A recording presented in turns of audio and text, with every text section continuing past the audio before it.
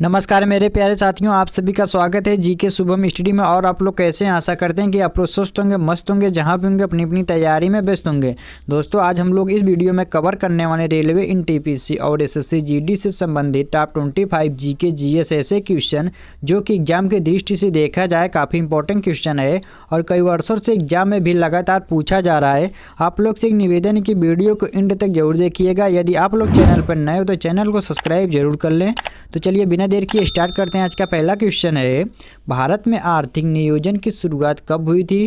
तो दोस्तों, भारत में जो आर्थिक नियोजन की शुरुआत हुई थी वह कब हुई थी, उसी को आपको बताना है। आपका ऑप्शन दिया 1947, 1950, 1951 या फिर 1960। तो याद रखिएगा, आपका राइट आंसर जाएगा ऑप्शन सी 1951।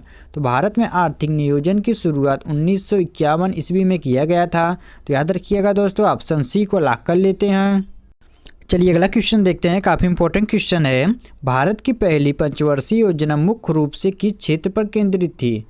दोस्तों, भारत की पहली पंचवर्षीय योजना मुख्य रूप से किस क्षेत्र पर केंद्रित थी? आपका ऑप्शन दिए कृषि, उद्योग, सेवा क्षेत्र, फिर रक्षा।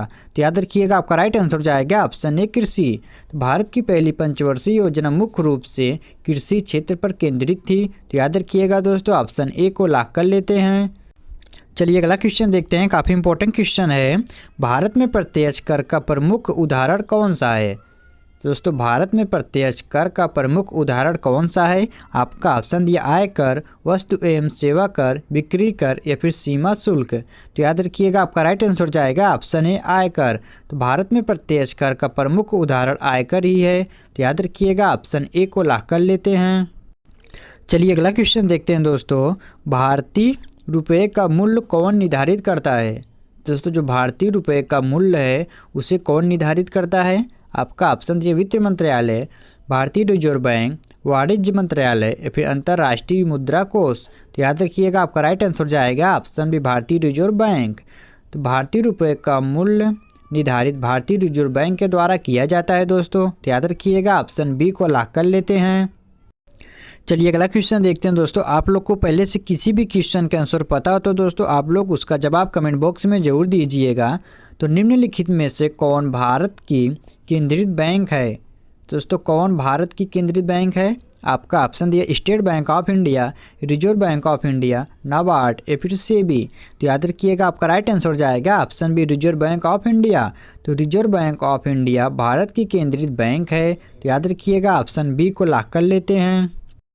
चलिए अगला क्वेश्चन देखते हैं दोस्तों, काफ़ी इंपॉर्टेंट क्वेश्चन है। ये क्वेश्चन पिछली बार एग्जाम में भी पूछा गया था, इसको ध्यान से देखिएगा साथियों। भारत की पहली औद्योगिक नीति कब लागू की गई थी? तो दोस्तों, जो भारत की पहली औद्योगिक नीति थी वह कब लागू किया गया था? आपका ऑप्शन दिया 1948, 1956, 1965 या फिर 1991। तो याद रखिएगा, आपका राइट आंसर जाएगा ऑप्शन ए 1948। तो 1948 ईस्वी में भारत की पहली औद्योगिक नीति लागू किया गया था। तो याद रखिएगा दोस्तों, ऑप्शन ए को लॉक कर लेते हैं। चलिए अगला क्वेश्चन देखते हैं, वेरी वेरी इंपॉर्टेंट क्वेश्चन है। निम्नलिखित में से कौन सा बैंक भारत सरकार के पूर्ण स्वामित्व में नहीं है? तो कौन सा बैंक भारत के सरकार के पूर्ण स्वामित्व नहीं है? आपका ऑप्शन दिया Bharatiya state bank, NABARD, HDFC bank, फिर भारतीय रिजर्व बैंक। तो याद रखिएगा, आपका राइट आंसर जाएगा ऑप्शन सी HDFC बैंक। तो HDFC बैंक भारत सरकार के पूर्ण स्वामित्व में नहीं है। तो याद रखिएगा, ऑप्शन सी को लॉक कर लेते हैं। चलिए अगला क्वेश्चन देखते हैं, नीति आयोग की स्थापना कब हुई थी? आपका ऑप्शन दिया 2014, 2015, 2016 या फिर 2017। तो याद रखिएगा, आपका राइट आंसर जाएगा ऑप्शन बी 2015। तो 2015 ईस्वी में नीति आयोग की स्थापना हुआ था। तो याद रखिएगा, ऑप्शन बी को लॉक कर लेते हैं। चलिए अगला क्वेश्चन देखते हैं दोस्तों, काफ़ी इंपॉर्टेंट क्वेश्चन है। आप लोग जितना भी क्वेश्चन को देख रहे हैं आपके लिए काफ़ी एग्जाम में हेल्पफुल रहने वाला, तो आप लोग काफ़ी ध्यान से देखिएगा दोस्तों।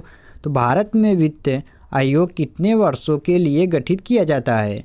तो आपका ऑप्शन दिया 2 वर्ष, 3 वर्ष, 5 वर्ष या फिर 10 वर्ष। तो याद रखिएगा, आपका राइट आंसर जाएगा ऑप्शन डी 5 वर्ष। तो भारत में वित्त आयोग 5 वर्ष के लिए गठित किया जाता है दोस्तों। तो याद रखिएगा, ऑप्शन सी को लॉक कर लेते हैं। चलिए अगला क्वेश्चन देखते हैं दोस्तों। यदि दोस्तों आप लोग अभी तक चैनल को सब्सक्राइब और लाइक नहीं किए तो चैनल को सब्सक्राइब और एक लाइक ज़रूर कर लीजिएगा।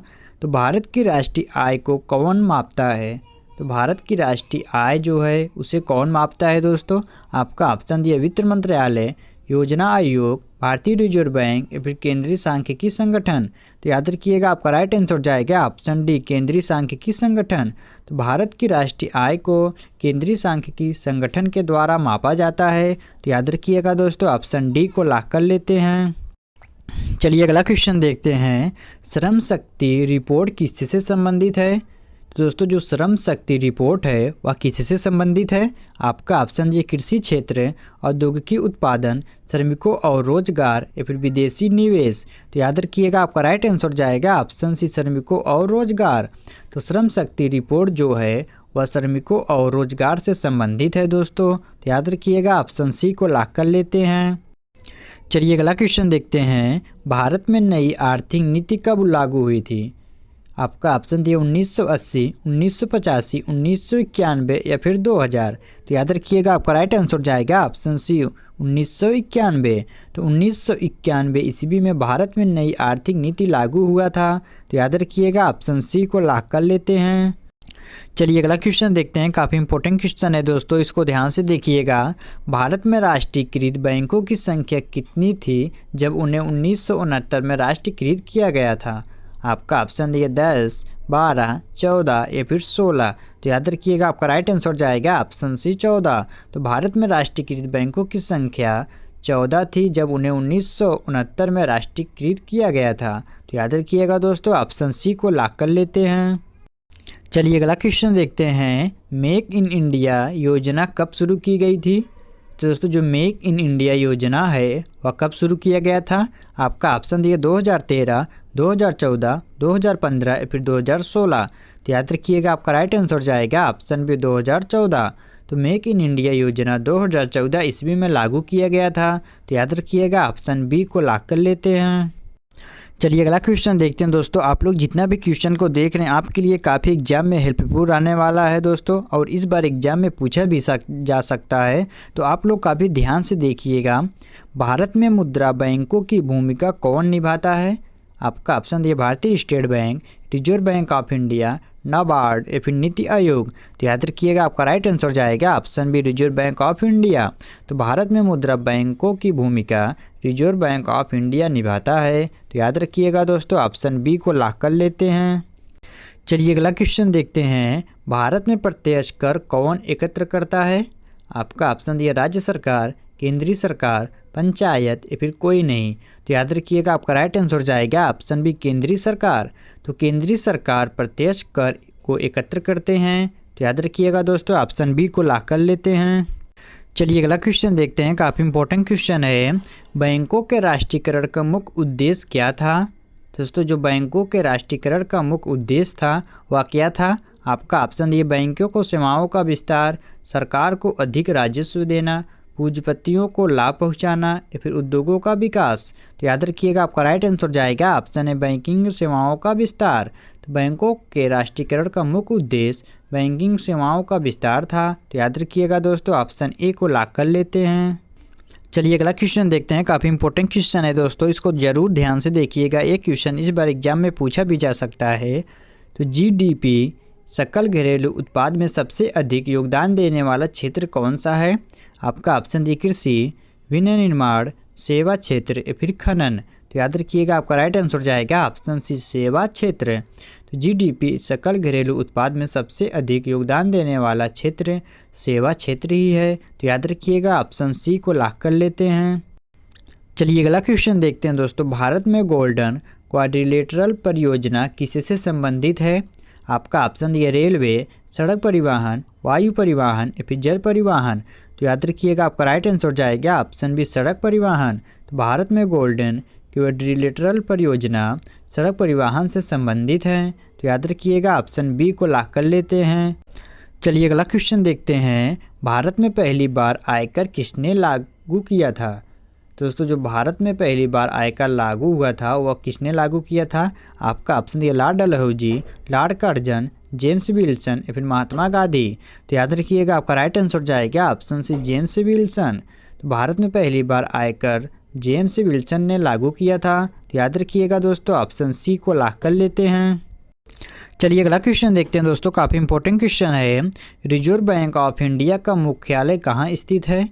तो दोस्तों बताइए, रिजर्व बैंक ऑफ इंडिया का मुख्यालय कहाँ पर स्थित है? फटाफट कमेंट बॉक्स में इसका जवाब बताइए दोस्तों। तो आपका ऑप्शन दिए दिल्ली, मुंबई, कोलकाता या फिर चेन्नई। तो याद रखिएगा आपका राइट आंसर जाएगा ऑप्शन बी, मुंबई। तो रिजर्व बैंक ऑफ इंडिया का मुख्यालय मुंबई में स्थित है। तो याद रखिएगा ऑप्शन बी को लॉक कर लेते हैं। चलिए अगला क्वेश्चन देखते हैं दोस्तों, श्रम विभाजन का मुख्य लाभ क्या है? तो आपका ऑप्शन दिए उत्पादन बढ़ता है, श्रमिकों की बेरोजगारी बढ़ती है, उत्पाद महंगे हो जाते हैं या फिर कोई लाभ नहीं। तो याद रखिएगा आपका राइट आंसर जाएगा ऑप्शन उत्पादन बढ़ता है। तो श्रम विभाजन का मुख्य लाभ उत्पादन बढ़ता है। तो याद रखिएगा ऑप्शन ए को लॉक कर लेते हैं। चलिए अगला क्वेश्चन देखते हैं, काफ़ी इंपॉर्टेंट क्वेश्चन है। नरेगा योजना का मुख्य उद्देश्य क्या है? तो दोस्तों नरेगा योजना का मुख्य उद्देश्य क्या है? आपका ऑप्शन दे गरीबों को सब्सिडी देना, बेरोजगारों को रोजगार देना, किसानों को कर्ज देना या फिर ग्रामीण क्षेत्र में उद्योग लगाना। तो याद रखिएगा आपका राइट आंसर जाएगा ऑप्शन बी, बेरोजगारों का रोजगार देना। तो नरेगा योजना का मुख्य उद्देश्य यह है बेरोजगारों को रोजगार देना दोस्तों। तो याद रखिएगा ऑप्शन बी को लॉक कर लेते हैं। चलिए अगला क्वेश्चन देखते हैं, काफ़ी इंपॉर्टेंट क्वेश्चन है। किस वर्ष भारतीय रुपये को पूर्ण रूप से परिवर्तनीय बनाया गया? आपका ऑप्शन दिया 1947, 1951, 1991 या फिर 1994। तो याद रखिएगा आपका राइट आंसर जाएगा ऑप्शन डी, 1994। तो 1994 ईस्वी में भारतीय रुपये को पूर्ण रूप से परिवर्तनीय किया गया था। तो याद रखिएगा दोस्तों ऑप्शन डी को लॉक कर लेते हैं। चलिए अगला क्वेश्चन देखते हैं दोस्तों, और आज का लास्ट क्वेश्चन है। भारत में सबसे बड़ा सार्वजनिक क्षेत्र बैंक कौन सा है?